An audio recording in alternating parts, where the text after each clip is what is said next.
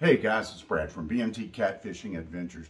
Today I am going to show you a 2-hook catfishing rig. I'm going to teach you 2 different versions and then maybe even throw in a bonus version at the end. So stick around.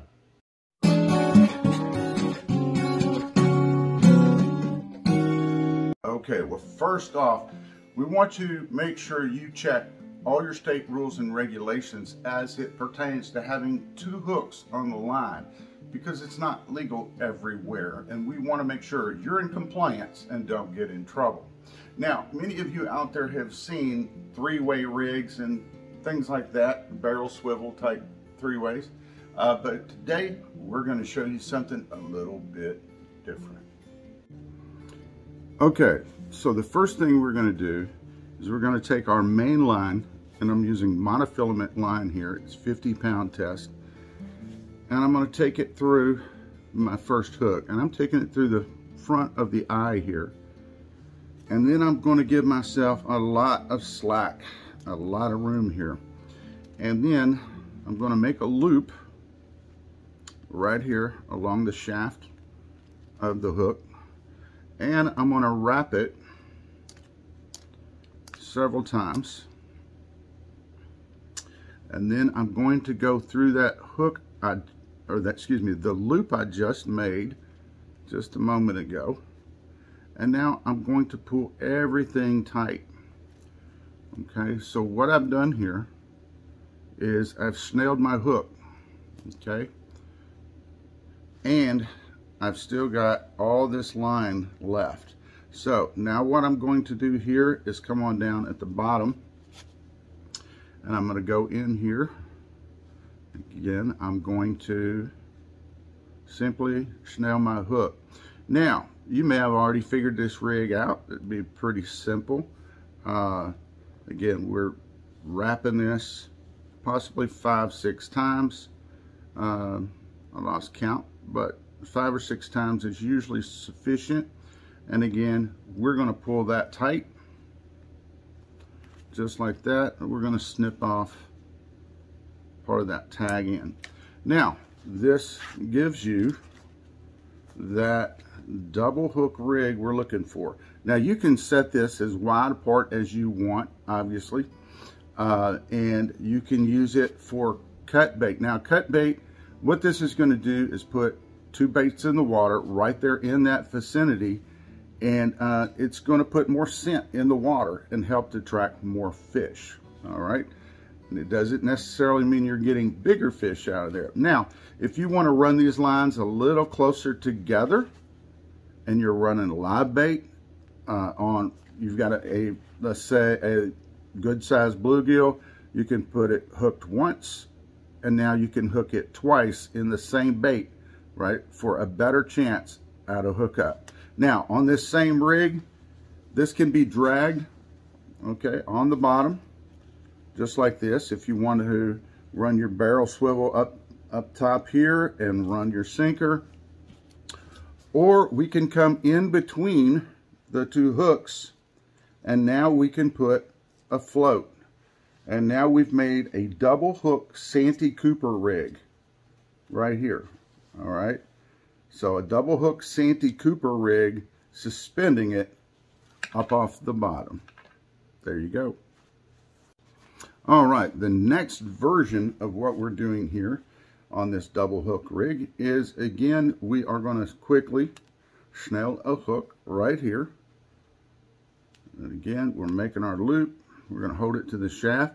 Again, you can take this through the center of that, which is the way a lot of people like to do it. I actually do it a little different normally, but for this video, we'll go ahead and do it this way. You're running it through the loop, just like that. And you would do that again 5-6 times, and then you would pull it tight, okay? Be sure not to pull so tight that you get a burn in your line, meaning you're going ahead and you're stretching that line out, and now it's to the maximum point. So if it got too much pressure at that point, it's going to snap if you've got a large fish tugging on the line. We're going to go ahead and clip the tag in there, And then we're going to come on down the line quite a bit. Again, this is our leader line here that we're going to be using. We're going to snip that, and we're going to come, part of the way down here, and we're going to form a loop just like this. And now we're going to tie a little knot here. We're going to go in through one, just a simple knot, and then actually we'll take it through a second time.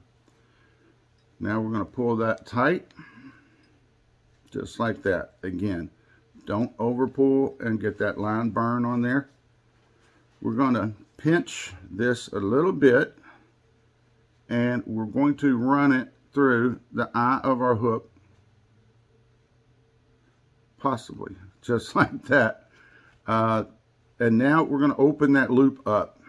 Okay, hopefully you see that well. We've opened the loop up. Now we're just going to slide the hook completely through the loop, just like that, and we're going to cinch that down.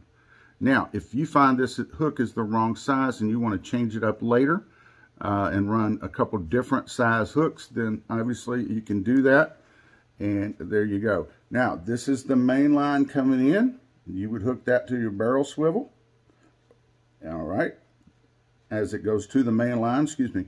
And on the leader line here, you've now got a drop hook version for hook number 1. And at the bottom, you've got your other snailed hook for hook number 2. So there you go. I hope that works. We're going to go ahead and throw in a bonus double hook rig for you here, guys. Something a little different. And again, make sure your state allows all these different types of rig we're discussing here today. All right, on this one, I'm going to again give us quite a bit of line here. And again, we are doing a snailed hook. Again, I'll quickly do my version here because it's a little faster.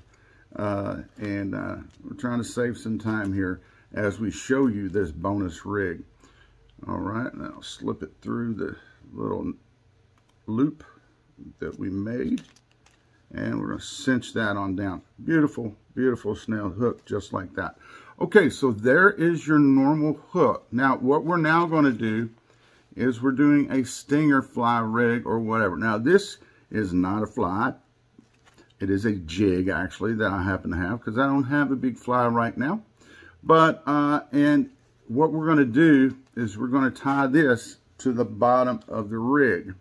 All right. So, again, whatever type of knot you wish to do on that is up to you. I'm going to do, and let's see here, just a clinch knot right here. Normally, I would use an improved clinch knot, but we're just going to do this for video purposes and time to do that. All right, so I'm going to snip off the excess here. Now, what you have here is your hook.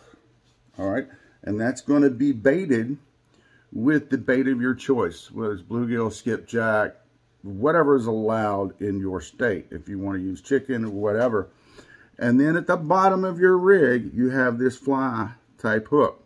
Now, why this is there is many times this will actually get hit over your bait instead of the bait on your main hook. But the other possibility on the stinger fly is if your main bait gets hit and the fish is thrashing around in there, this hook can come up and give you added protection of possibly not losing this fish.